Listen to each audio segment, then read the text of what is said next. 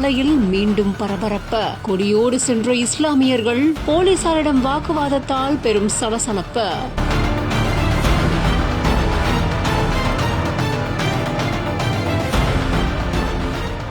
திருப்பரங்குன்றம் சிக்கந்தர் பாதுஷா அவுலியா தர்கா சந்தனக்கூடு விழாவானது பொதுமக்களோட பலத்த எதிர்ப்புக்கிடையே கொடியேற்றத்துடன் தொடங்கியிருக்கு. கொடிமரத்துக்கு ஊர்வலம் சென்ற நிலையில மலையில ஏற்றப்பட்ட கொடி கம்பத்தை போலீஸ் பாதுகாப்போட மலைக்கு எடுத்து சென்று குடியேற்றிருக்காங்க இஸ்லாமியர்கள். ஜனவரி 26 சந்தனக்கூடு விழாவானது நடக்க இருக்க நிலையில பள்ளி வாசல்ல தொழுகைக்கு அப்புறமா ஏற்றப்பட்ட இந்த கொடிமரமானது 10க்கும் மேற்பட்ட இஸ்லாமியர்கள் போலீஸ் பாதுகாப்போட இதை ஏற்றிருக்காங்க.